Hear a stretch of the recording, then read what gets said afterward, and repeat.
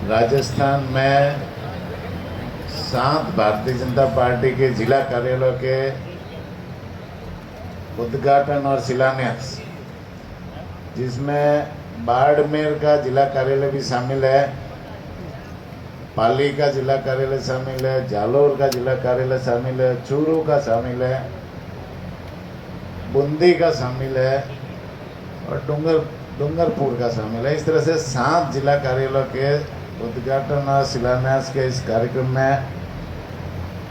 आज इनका हम सबको मार्गदर्शन भी मिलेगा और जो कार्यालयों का उद्घाटन भी करेंगे ऐसे हमारे राष्ट्रीय अध्यक्ष सम्मानीय नितिन नवीन जी, हमारी पार्टी के प्रदेश अध्यक्ष मदन जी राठौड़ जी और राजस्थान के लोकप्रिय मुख्यमंत्री माननीय भजनलाल जी का मार्गदर्शन हम सबको मिलेगा।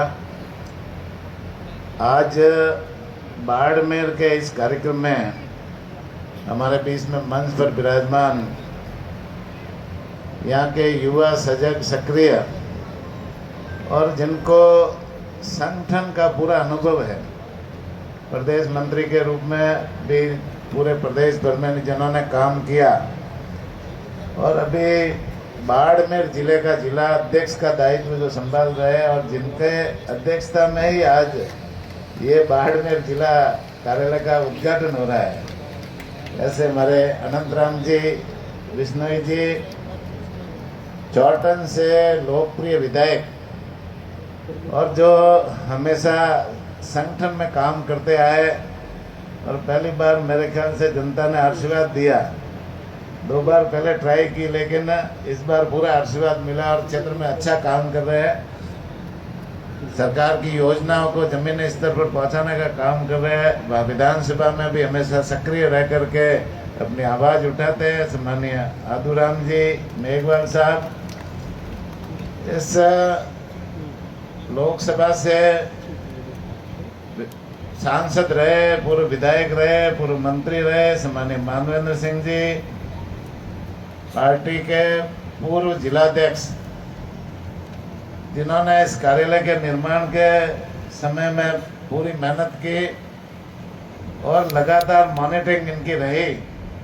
अभी प्रदेश कार्य समिति के सदस्य सम्मानीय दिलीप जी पालीवाल जी, सम्मानीय स्वरूप सिंह जी खरा पूर्व जिलाध्यक्ष, सम्मानीय बालाराम जी मुंड, सम्मानीय दीपक जी कड़वासरा, सम्मानीय गणपत जी बाठिया, मूल सिंह जी, बसना राम जी और मंच पर विराजमान सभी महिला शक्ति, विराजमान सभी अतिथिगण, यहाँ विराजमान सभी पार्टी के देनिष्ठ वरिष्ठ कार्यकर्ता बंधुओं, महिला शक्ति, पत्रकार बंधुओं, आज हम सब के लिए सौभाग्य की बात है कि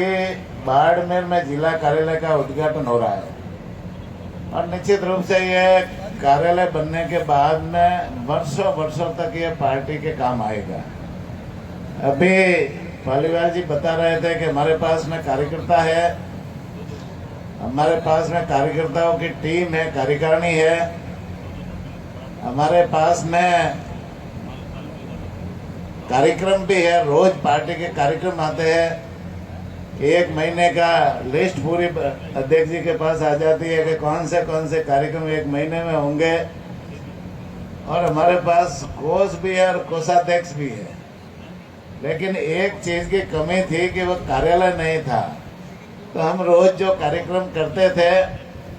उसकी बैठ के करनी है, उसके लिए रूपरेखा बनानी है, उसके लिए जो है ना कार्यक्रम के लिए जो तय करना है उसके लिए हमको अलग अलग जगह पर काम करना होता था। कभी किसी का गार्डन लेते थे, कभी किसी का मकान लेते थे, इस तरह से अलग अलग जगह हमें करना पड़ता था। लेकिन भारतीय जनता पार्टी की लंबी सोच है, हमारे नेतृत्व की लंबी सोच है, राष्ट्रीय नेतृत्व की और प्रदेश नेतृत्व की लंबी सोच है कि भाई बिना कार्यालय के हमारी पार्टी लंबे समय तक कार्यकर्ताओं का निर्माण नहीं कर पाएगी और कार्यक्रम भी ढंग से नहीं कर पाएगी। इसलिए उन्होंने अपने जिला स्तर पर सभी जगह कार्यालय बनाने का निर्णय लिया और इसी के तहत कई कार्यालय बन गए, 15 से ज़्यादा कार्यालय बन गए और उनका वो पहले से उद्घाटन हो गए, वो चल भी रहे और आज जैसे 7 कार्यालय है वो शुरू हो रहे हैं। तो हम सब के लिए सौभाग्य की बात है कि अब कार्यालय के उद्घाटन के बाद में पूरे के पूरे कार्यक्रम यहाँ कार्यालय में होंगे। कार्यालय में कार्यकर्ताओं का आना जाना भी रहेगा। यहाँ कार्यकारिणी की सारी बैठकें भी होगी, मंडलों की बैठकें होगी, जिला कार्यकारिणी की बैठकें होगी और ऐसे कोई सेमिनार है, ऐसे कोई लंबी बड़ी मीटिंग करनी है तो वो भी कार्यालय में होगी। साथ ही साथ में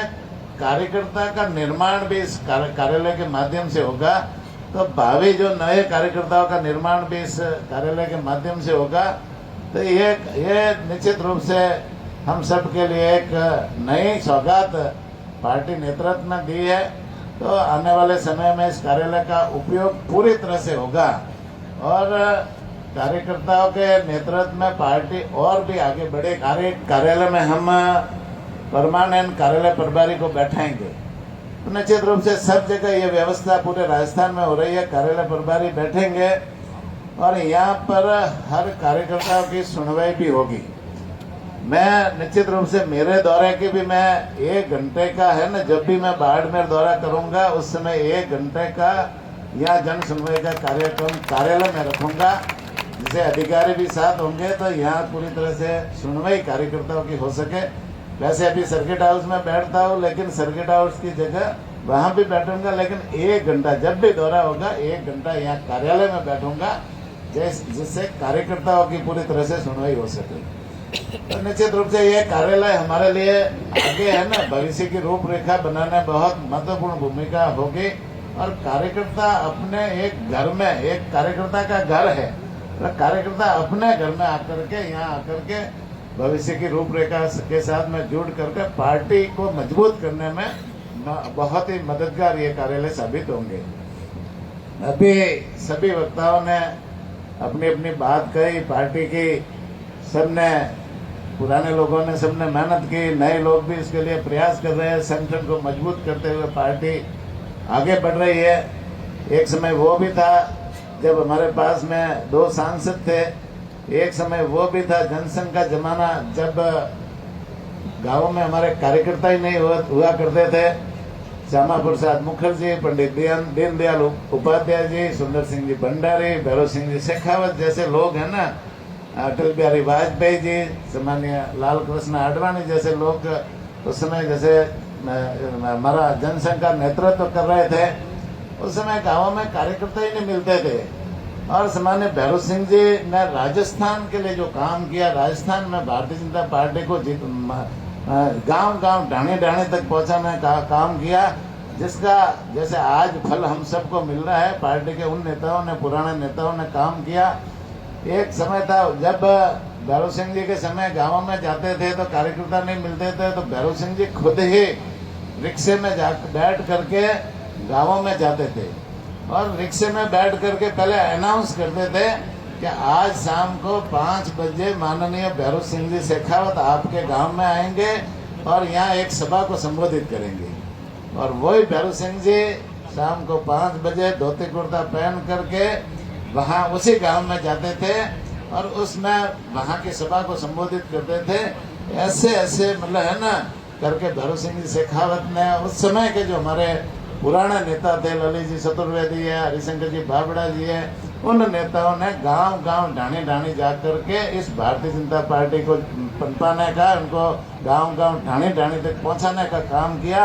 आज जैसे उन्हीं के बल पर है, उन्हीं के दिए हुए काम के कारण से हम सब लोग है ना भारतीय जनता पार्टी को इस विशाल स्तर पर ले जा करके काम करने का काम कर रहे हैं। एक समय वो भी था, अभी इमरजेंसी की बात चली जब इंदिरा गांधी चुनाव में किन प्रकार सरकार के साधनों का अनुचित उपयोग करके प्रधानमंत्री बन गई, चुनाव जीत गई रायबरेली से। और रायबरेली से चुनाव जीतने के बाद में जो उनके सामने कैंडिडेट थे राज नारायण जी, उन्होंने रिट याचिका कोर्ट इलाहाबाद कोर्ट में लगाई और कोर्ट का जब फैसला हुआ तो इंदिरा गांधी उसमें जैसे हार गई और हारने के बाद में उनको जैसे इस्तीफा देना पड़ रहा था, सरकार से वो जा रही थी। तो उस समय इंदिरा गांधी ने पूरे देश में इमरजेंसी लगा दी 1975 में। और इमरजेंसी लगने के बाद में उन्हें इस देश में लोकतंत्र को खत्म करने का काम किया। लोकतंत्र को खत्म करने के लिए उन्होंने पूरी ताकत के साथ में इमरजेंसी लगाई। उस समय एक नसबंदी ऑपरेशन भी चलाया उन्होंने, और एक कई लोगों की नसबंदी की, जो बूढ़े लोग थे उनकी भी नसबंदी की, कई कुआरे लोगों की भी नसबंदी की। कुमान सिंह जी उस समय भी मेरे ख्याल से जंगल में भाग के गए थे। तो जो बूढ़े बूढ़े लोग भी भाग के गए थे, टारगेट दे रखा था उन्होंने कि भाई इतनी नसबंदी तो किसी न किसी कर्मचारी को लानी है, तो कुआरों के भी कर दी, बूढ़ों के भी कर दी। तो उस समय लोकतंत्र को बचाने के लिए हमारे भारतीय जनता पार्टी के जनसंघ के जो कार्यकर्ता थे उन्होंने संघर्ष किया और सरकार के विरुद्ध उन्होंने लड़ाई लड़ी। इमरजेंसी में वो जेल भी गए और जेल जाकर के इस लोकतंत्र को बचाने का काम हमारे जनसंघ के कार्यकर्ताओं ने किया। आज भारतीय जनता पार्टी ने उन्हीं जनसंघ के कार्यकर्ताओं को जो मीसाबंदी में जो जेल गए थे उनको सम्मानित करने का काम हमारी सरकार ने किया। आज लोकतंत्र सेनानी है वो माननीय वसुंधरा राजे जी की सरकार के समय उनको लोकतंत्र सेनानी घोषित किया, और घोषित करने के बाद में उनको पेंशन है ना, वो पेंशन देने का काम भी, सहायता राशि देने का काम भी हमारी सरकार ने आने के बाद में किया।